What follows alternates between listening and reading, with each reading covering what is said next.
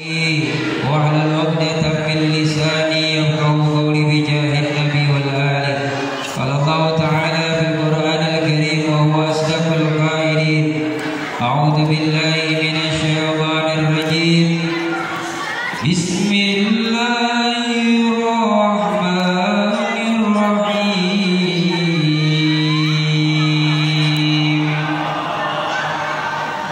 سبحان الذي أسرى بعبده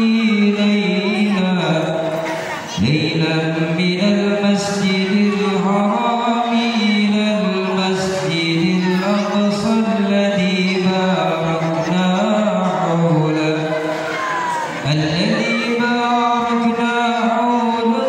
لنريه من آياتنا إنه هو السميع البصير.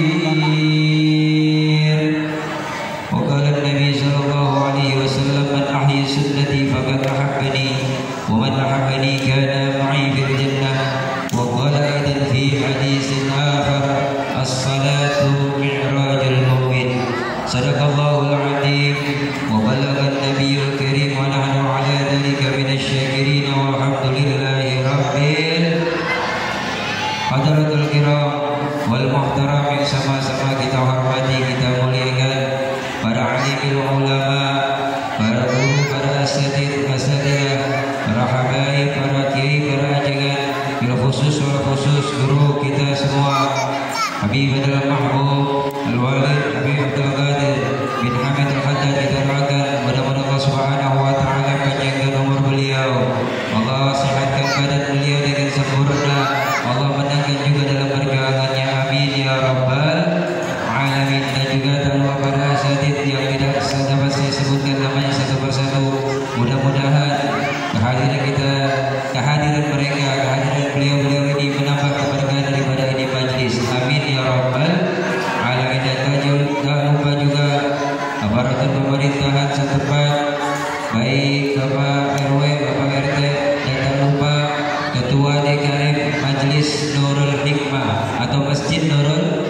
Hikmah Pesona Kearifan 3 Satbambang atau Nakofitul Hayati. Kita doakan mudah-mudahan para pengurus diberikan kesehatan sempurna oleh Allah Subhanahu wa taala, diberikan kesabaran oleh Allah Subhanahu wa taala dalam membimbing para jamaahnya, amin ya rabbal alamin.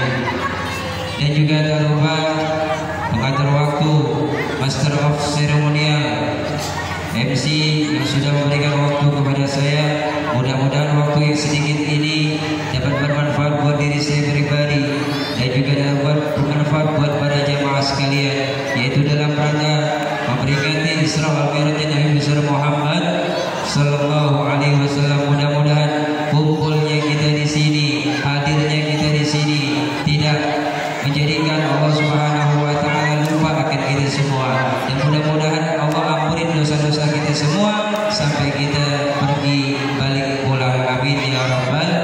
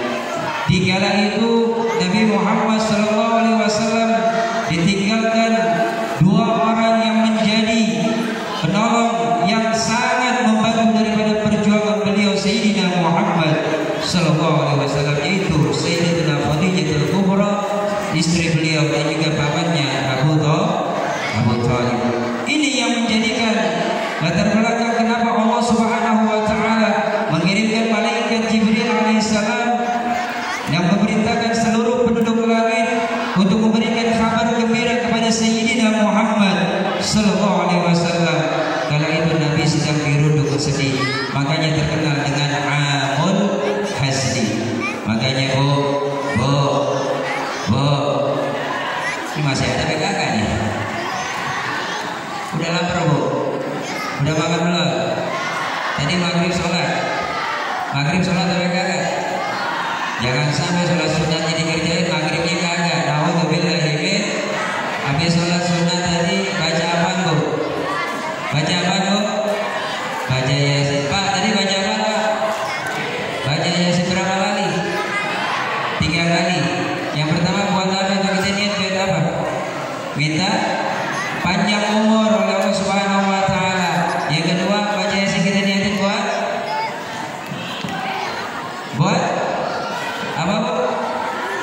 Dilancarin rezekinya. Saya tambahin aturan tadi, ditambahin minta keberkahan umur. Karena apa? Banyak orang diantaranya dipanjangin umurnya oleh Allah Subhanahu wa taala, namun dia lupa untuk beribadah kepada Allah Subhanahu wa taala. Wa man nu'ammiruhu nunakkisu fil khalqi afala ya'qilun. Berapa banyak Allah Subhanahu wa taala telah memanjangkan umur seorang hambanya, namun dia lupa akan kewajiban yang harus dilakukan kepada Allah Subhanahu wa taala. Dia lupa akan memenuhi hak-haknya Allah. Makanya kita minta keberkahan umur. Yang kedua, kita juga minta keberkahan rezeki, bukan hanya untuk minta dilancarin daripada rezeki kita. Minta keberkahan rezeki dilancarin rezekinya, tapi kalau nggak berkah percuma. Betul betul. Bu, suami ketika berangkat kerja mungkin ya anak-anakku masih tertidur pulas. Berangkat dalam kondisi gelap, pulang juga kondisinya gelap. Hampir setiap hari dilakukan oleh suami kita. Pada akhirnya alhamdulillah nerima tuh yang namanya gaji. Bu, saya mau tanya, gaji suami tanggal berapa? Tanggal berapa? Hah? Tanggal 5. Pak, gajinya tanggal berapa? Tuh, jangan bohong. Ibunya udah bilang tanggal 5. Makanya kalau udah tanggal 5 jangan lewat, hati-hati. Betul. Ada yang tanggal 5, ada yang tanggal 1, ada yang tanggal 2, tanggal 3, bahkan sebelum tanggal muda, ada yang udah pada gajian. Diri kita minta keberkahan rezeki kita. Berapa banyak uang yang kita terima? Seorang ibu menerima uang daripada hasil suaminya kerja, tiba-tiba sehari masih megang, 2 hari masih megang, 3 hari udah mulai berkurang. Seminggu udah kembang habis. Cari lagi utangan sono sini, begitu aja terus setiap bulannya. Ini yang dikatakan oleh Nabi Shallallahu Alaihi Wasallam bahwasanya rezekinya kurang berkah. Dan berapa banyak orang yang diberikan nikmat rezeki oleh Allah Subhanahu Wa Taala yang menurut kadar orang lain itu nggak cukup gajinya, tapi menurut mereka yang melaksanakan, yang selalu meminta keberkahan akan rezekinya, alhamdulillah itu cukup aja. Betul. Makanya Pak, tadi kita baca Yasin kedua, kita minta sama Allah Subhanahu wa taala, minta keberkahan rezeki, dan dilancarin juga rezeki kita, diluasin juga rezeki kita, dihalalin juga rezeki kita. Jangan kayak orang-orang. Kenapa Ustaz? Ini biasanya orang-orang nih Pak, ini saya bicara sama suaminya sekarang, Pak. Kira-kira kalau di kantor pernah korupsi mereka enggak? Kalau di kantor pernah korupsi mereka enggak? Benar. Alhamdulillah ada di masjid soalnya nih. Kalau bilang enggak ya Om, yang enggak. Kalau yang jawabnya pelan-pelan berarti dia pernah melakukan.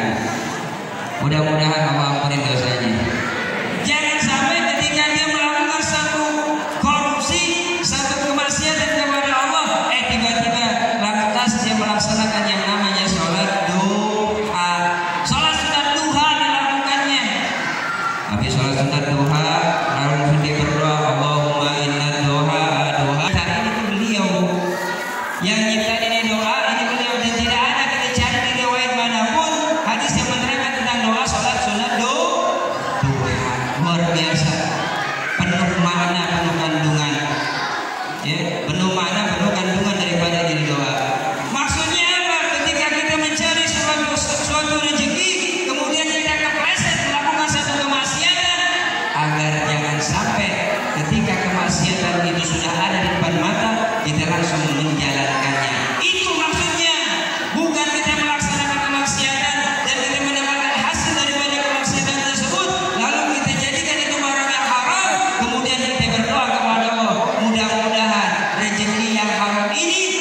dijanjikan oleh Allah menjadi rezeki yang halal, bukan itu maksudnya.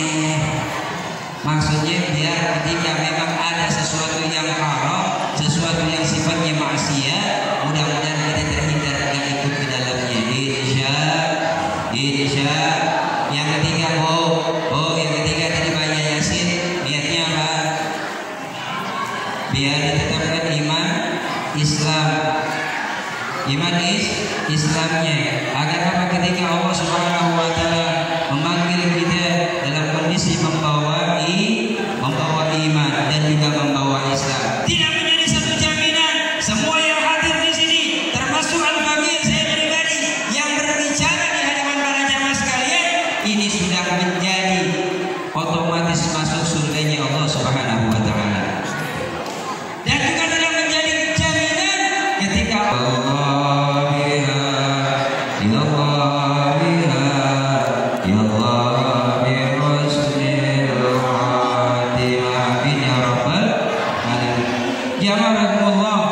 ketika malaikat Jibril alaihissalam turun ke muka bumi menemui baginda Nabi besar Muhammad sallallahu alaihi wasallam.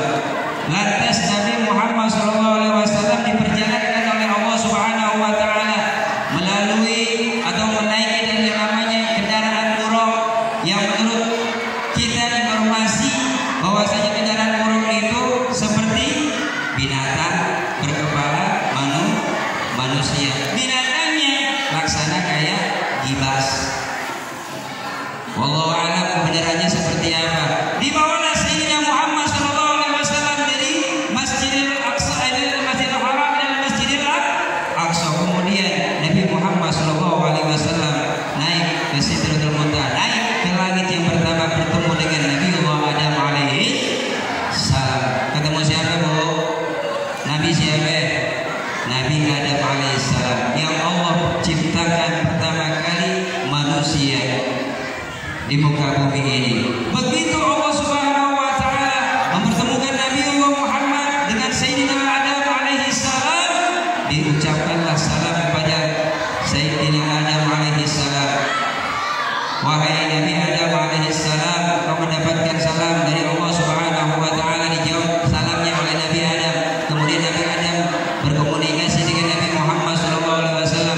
Hai Muhammad, ketahuilah apa yang telah dirisalahkan kepada engkau itu sama dengan apa yang dirisalahkan kepada kami, yaitu dengan mengikrarkan kalimat la ilaha illallah. Naik Nabi Muhammad SAW ke langit yang kedua, bertemulah dengan Nabi Yahya alaihis salam. Ketemu sama Pak Nabi Yahya alaihissalam. Berbincanglah Nabi Muhammad SAW sambil menitipkan salam kepada beliau.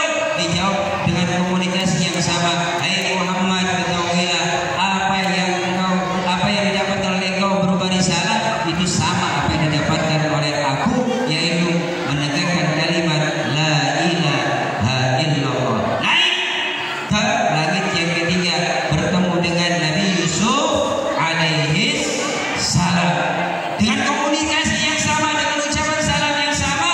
Lalu dilanjutkan dengan menaik kepada langit yang keempat, bertemulah kepada Nabi Idris alaihissalam. Lalu Allah perintahkan untuk Nabi Muhammad naik lagi ke langit yang kelima, bertemulah dengan Nabi Harun alaihis salam. Dan di langit yang keenam bertemulah Nabi Muhammad sallallahu alaihi wasallam dengan Nabi Musa alaihis salam. Ini konon ceritanya ketika Nabi Muhammad berjumpa dengan Nabi Musa, ada perasaan yang ngeyel yang terdapat di diri Nabi Musa alaihissalam. Nabi Musa iri bahwasanya Nabi Muhammad SAW bisa berjumpa kepada Allah langsung secara ruh dan jasadnya. Berbeda dengan Nabi Musa alaihissalam yang dikenal dengan logat taklima, bahwasanya Nabi Musa alaihissalam itu hanya berjumpa kepada Allah hanya melalui ruhnya saja, jasadnya tidak. Nabi Musa iri. Lantas apa yang diucapkan oleh Nabi Musa alaihissalam kepada Nabi Muhammad SAW? Hei Muhammad, ya hati-hati, kau tak akan kuat, akan ketemu Allah Subhanahu wa taala. Ya, dan beliau mengakui bahwa perjumpaannya dengan Allah hanya melalui ruhnya saja. Kemudian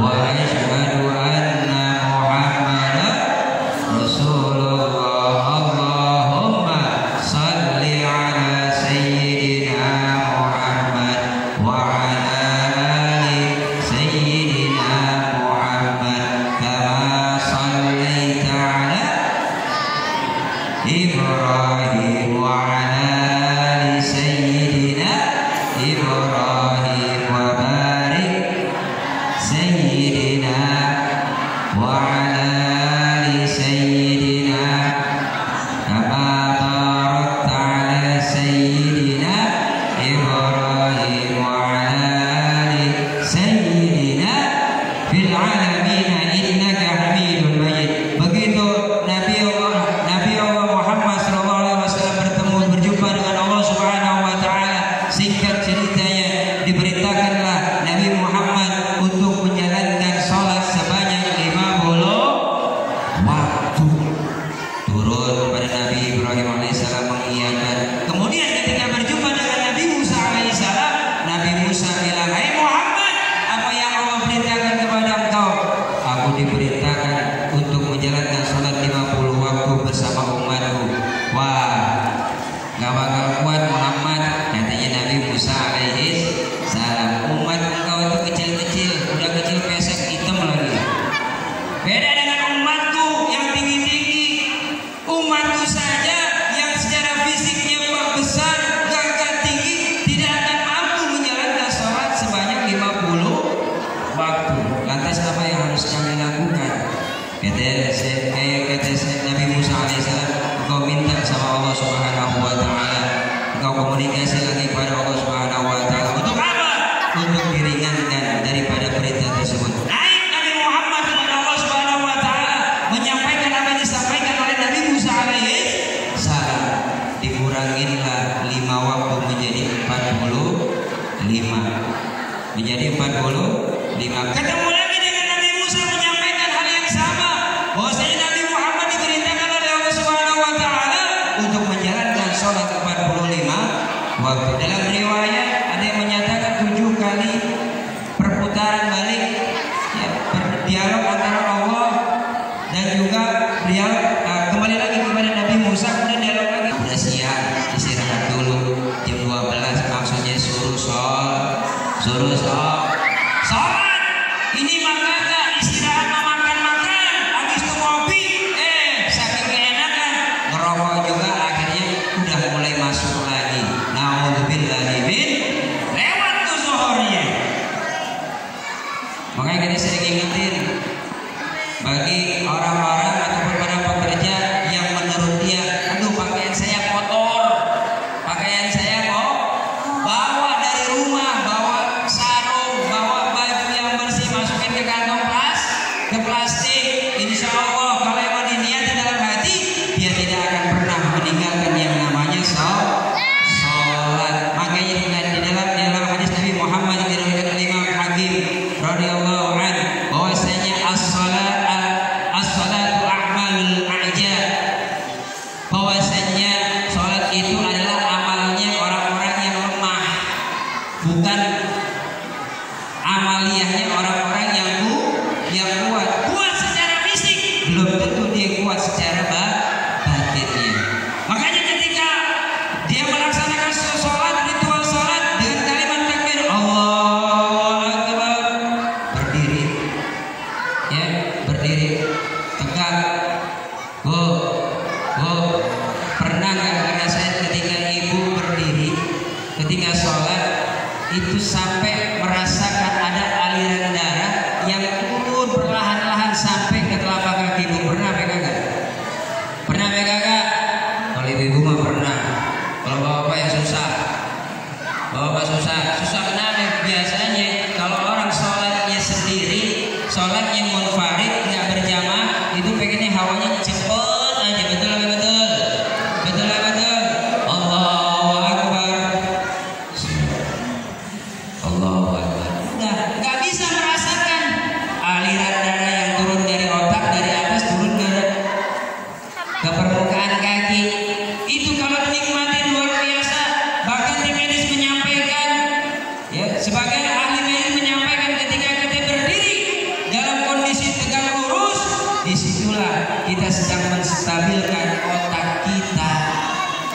betul. Bu, Pak, hampir setiap hari kita bergerak, hampir 24 jam lebih kita bergerak, nggak pernah tuh yang namanya kondisi berdiri seperti ini tegak, kecuali terdapat di dalam sholat. Ya, bisa disaksikan, bisa ibu bapak ibu rasakan, dikit-dikit duduk, dikit-dikit nyender, dikit-dikit tiduran, diri sebentar, habis itu jalan lagi. Belum pernah ataupun kita tidak bisa menentukan waktunya kapan, kecuali adanya dalam sholat, dalam gerakan sholat. Makanya ini suatu hal yang luar biasa ketika Nabi Muhammad SAW menjadikan rukun sholat fi'li yang kaitannya dengan perbuatan pekerjaan itu adalah qiyam, al-qiyam. Ini menjadi rukun, Bu, menjadi satu hal yang wajib. Kalau ibu nggak berdiri maka nggak sah salatnya. Bagaimana kondisi kalau kita lagi kurang sehat? Boleh, kalau lagi kurang sehat ibu duduk dulu, ya duduk, kemudian kalau nggak sanggup duduk berbaring, nggak sanggup berbaring miringin, nggak sanggup miringin pakai bahasa isyarat, nggak sanggup bahasa isyarat, ya udah innalillahi, ya udah mati kayak gitu mah. Udah bukan sholat lagi, berarti dia disolatkan. Ketika ada ritual berdiri tegak al-qiyam di sini, betul-betul kita sedang menstabilkan antara otak dan peredaran darah kita harus rasa. Bapak silakan nanti, ya apa yang saya mau bicarakan sekarang ini Bapak sendiri. Lalu siapa? Wa ma ana minal muslimin, dan aku bukan bagian golongan orang-orang muslim. Nauzubillah min.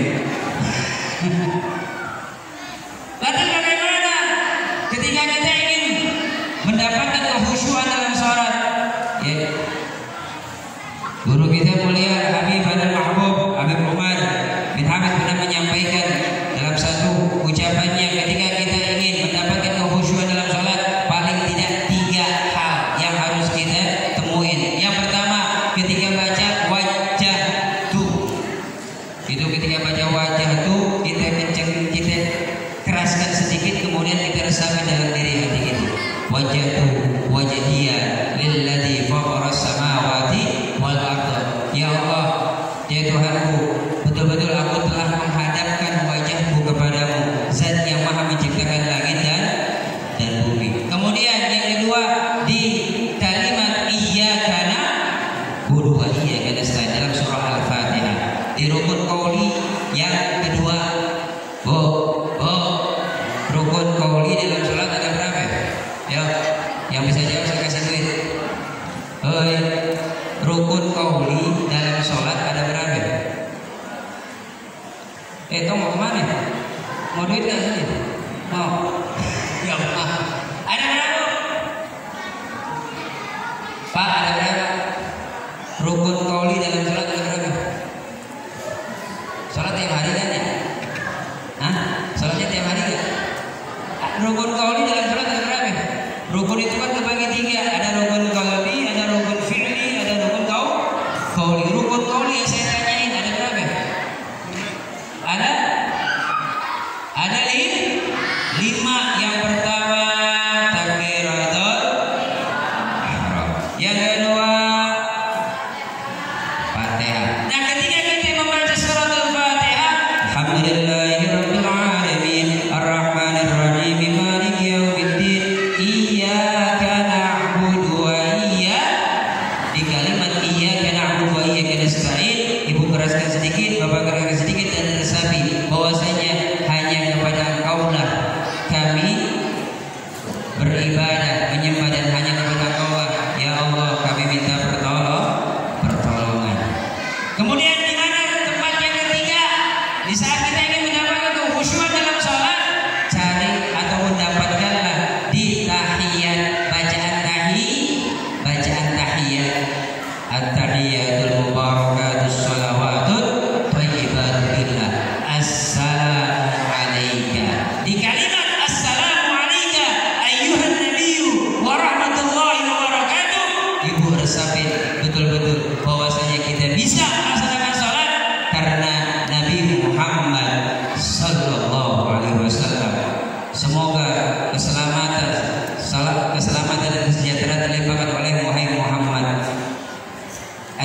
nabiyyu wa rahmatullahi wa barakatuh. Di tempat ini kalau bisa Bu nanti dimulai ya, ketika kita sholat ingat-ingat yang pertama tadi wajjahtu, yang kedua iyyaka na'budu wa iyyaka nasta'in, yang ketiga di assalamu alayka ayyuhan nabiyyu wa rahmatullahi wa barakatuh. Biasanya yang pertama doang ingat, yang pertamanya doang ingat, habis itu lupa tuh. Wajahtunya ingat, kemudian iyyaka na'budu wa iyyaka nasta'in rakaat pertama doang ingat. Ntar yang kedua udah lupa lagi loh. Bahwasanya kita diajarkan untuk meresapi daripada bacaan tersebut agar betul-betul sholat kita mendapatkan kekhusyuan yang sempurna dari Allah Subhanahu wa taala. Hadirin jemaah Allah, ketika Allah Subhanahu wa taala memerintahkan kepada Nabi Muhammad SAW untuk melaksanakan perintah salat 5 waktu, dan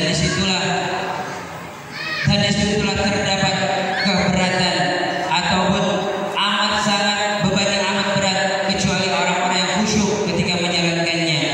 Wasta'inu bis sabri was salat. Maka ketika kita mendapatkan satu permasalahan dalam kehidupan kita, maka kuncinya cuma 2, sabar dan sholat. Sabar ketika kita menghadapi ujian, dan sholat kita minta ampun kepada Allah Subhanahu wa taala. Kita berdoa kepada Allah Subhanahu wa taala, mudah-mudahan apa yang menjadi ujian ini, apa yang Allah berikan berupa ujian ini telah berlalu begitu saja. Fa inna ma'al usri yusra. Inna ma'al usri yusra. Allah sudah berjanji di situ, sesungguhnya setiap kesulitan bersama kemudahan. Dan diulangi dengan kalimat yang sama, inna ma'al usri yusra. Setiap kesulitan pasti akan bersama dengan kemudahan. Makanya bukan namanya Allah menciptakan satu masalah itu tidak diberikan juga solusinya, bukan. Cuma kitanya aja yang malas. Betul. Kitanya yang malas, gampang ngeluh. Baru dikasih film aja udah kagak mau sholat. Bang, mana bang? Mau sholat dulu gua. Lu nggak sholat? Aduh, kaki gua. Kenapa kakinya? Kebetul sama meja. Baru kebetul meja ini udah malas sholat. Na'udzubillahi min dzalik. Namun hati-hati juga ketika Allah Subhanahu wa taala memberikan ujian kepada kita, barangkali itu bukan ujian, namun itu azab yang Allah turunkan ke muka bumi ini.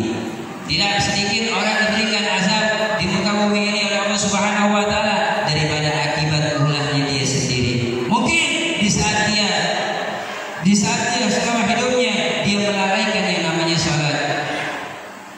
Ara'aital ladzi yukadzibu bid-din fadzalika alladzi yad'u al-yatim wa la yahuddu 'ala ta'amil miskin fawailul lil musallin alladzina hum an salatihim sahun. Celaka orang yang salat. Berapa banyak orang yang salat tapi pikirannya kemana-mana? Berapa banyak orang yang salat tapi masih memikirkan kehidupan dunia, padahal sudah jelas-jelas yang menciptakan dunia seisinya sedang berhadapan dengan kita. Namun pikiran kita sedang diganggu, masih saja diganggu, dan masih saja bisa masuk yang namanya syaitan. Yang umur kita dan juga Allah berkahkan rezeki kita, Allah tetapkan iman dan Islam kita sampai Allah memanggil kita dalam keadaan husnul khatimah. Amin ya rabbal alamin. Mari sama-sama kita baca kalimat istighfar agar Allah Subhanahu wa taala mengampuni dosa-dosa kita, baik dosa kecil maupun dosa besar, baik yang dosa disengaja atau tidak disengaja. Dan mudah-mudahan tidak keluar daripada kita di majlis kita semua dosa kita sudah digugurkan oleh Allah Subhanahu wa taala.